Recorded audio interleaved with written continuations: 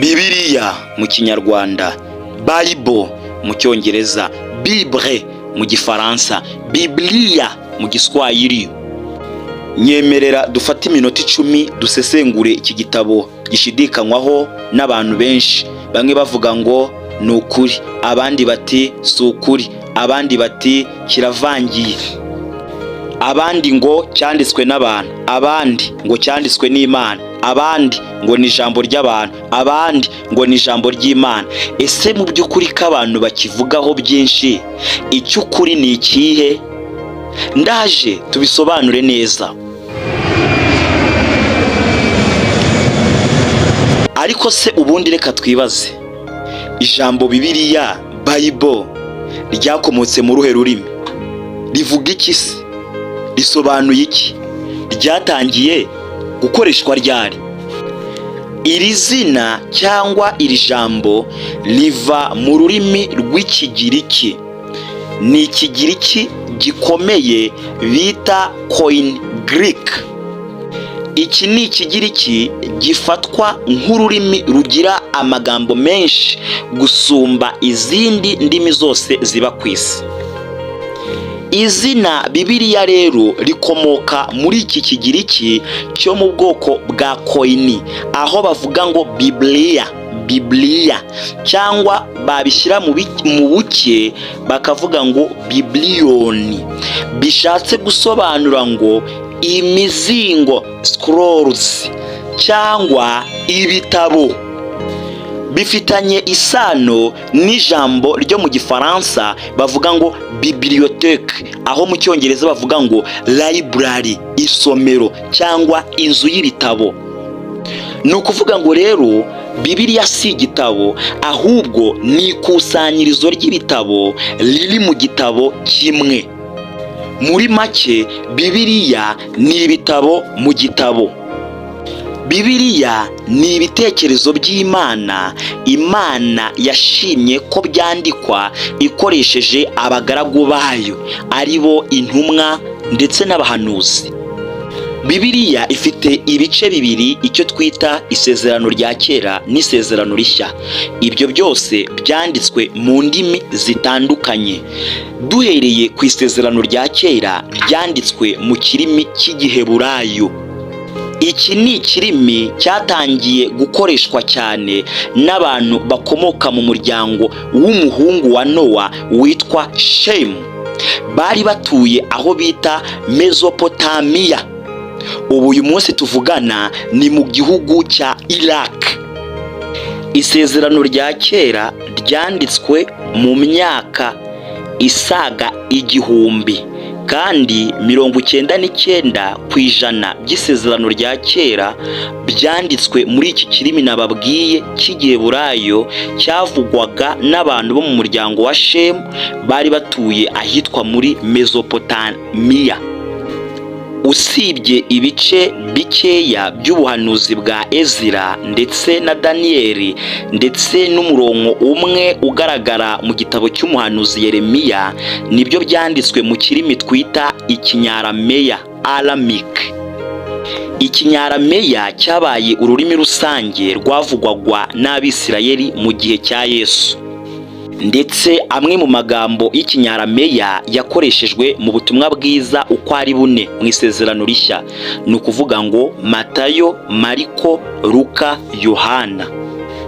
Mu bantu 40 Imana yakoresheje bandika Bibiliya, 32 banditse isezerano rya kera. Muri abo banditsi harimo nka Mose, Ezira, Nehemiya, Salomo, Yesaya, Yeremiya, Ezekiyeli, Daniyeli, Yoweli, Yona, Mika, Nahumu, Hagari. Reka twe kwirirwa tubatindaho, tuzafata umwanya tubasobanure mu kiganiro cyabo mu buryo burambuye. Isezerano rishya rigizwe n'ibitabo bigera muri 27 byanditswe mu Kigiriki gikomeye, icyo twita Koine Greek. Iki Kigiriki cyakoreshwaga n'abantu batuye mu burasirazuba bwa Mediterane mu gihe cy'umwami witwaga Alexander the Greek mu mwaka wa 335 ndetse na 323 mbere ya Yesu Kristo. Ni ukuvuga ngo isezerano rya kera ryanditswe bwa mbere mu Giheburayo ndetse n'Ikinyarameya mu bice bikeya twavuze bigaragara mu bitabo by'abahanuzi nka Danieli, ndetse isezerano rishya twavuze ko naryo ururimi originali ryanditswemo bwa mbere ari ururimi rw'Ikigiriki Koine Greek. Uyu munsi tuvugana Bibiliya imaze guhindurwa mu ndimi zirenga 1200 zivugwa n'abantu hano ku isi. Ni ukuvuga ngo bagiye bakora ubwo buhinduzi, iyo translation, babikura mu Kigiriki ndetse no mu Giheburayo n'Icyarameya. Ntitwabura kubabwira nibi ko igitabo cyanditswe kera cyane mu isezerano rya kera ni igitabo cya Yobu. Icyanditswe nyuma y'ibindi ni igitabo cy'umuhanuzi Yuweli. Mu isezerano rishya iyo tugiye mu mateka dusanga abahanga mu bya Bibiliya basiganira ko Yakobo na Mariko byaba ari byo bitabo byanditswe kera mu isezerano rishya. Bamwe bakavuga ngo ni Yakobo, abandi bakavuga ngo ni Mariko. Buri wese agenda agaragaza ibihamya bye kandi ntawe wagaya muri bo. Kugeza uyu munsi wa none rero ntiharafatwa umwanzuro w'icyanditswe kera. Bamwe bati Yakobo, abandi bati Mariko. Igitabo cya nyuma cyanditswe mu isezerano rishya ni cyanditswe n'intumwa Yohana. Ni igitabo cy'ibyahishuriwe Yohana. Isezerano rishya kandi ryanditswe n'abanditsi bagera ku 8. Harimo 4 banditse ubutumwa bwiza ari bo Matayo, Mariko, Luka na Yohana. Hakaza na Paulo wanditse inzandiko 13, ubwo akaza ari uwa 5. Hakaza na Petero wanditse inzandiko zigera kuri 2, urwa mbere rwa Petero n'urwa kabiri rwa Petero. Hakaza n'uwa 7 Yuda wari umuvandimwe wa Yesu, ibyo tuzabisobanura mu kindi gika. Hakaza n'uwa 8 Yakobo, nawe wari umuvandimwe wa Yesu. Bose twabateranya rero tugasanga ari abanditsi bagera ku 8, kuko ari nta buhanuzi bwazanywe n'ubushake bw'umuntu, ahubwo abantu b'Imana bavugaga ibyavaga ku Mana bashorewe n'Umwuka Wera. Iri ni ijambo ryanditswe na Petero mu rwandiko rwe rwa 2 yanditse ku gice cya mbere ku murongo wa 21.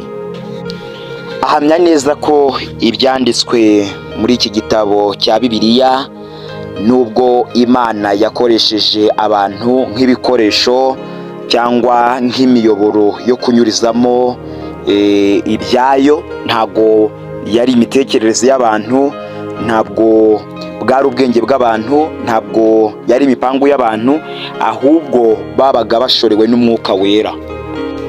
Mbega ni nk'uko telefone isona.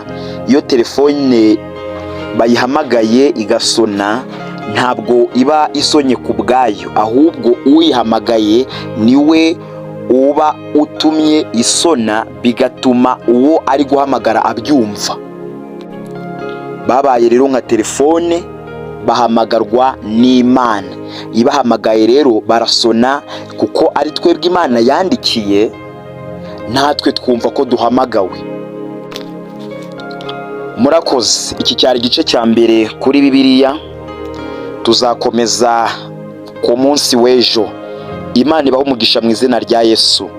Haramutse hari igitekerezo, inyunganizi cyangwa ikibazo, mushobora kutwandikira muri komenti cyangwa mukatwandikira kuri nomero yacu ya WhatsApp 079 015 69 70.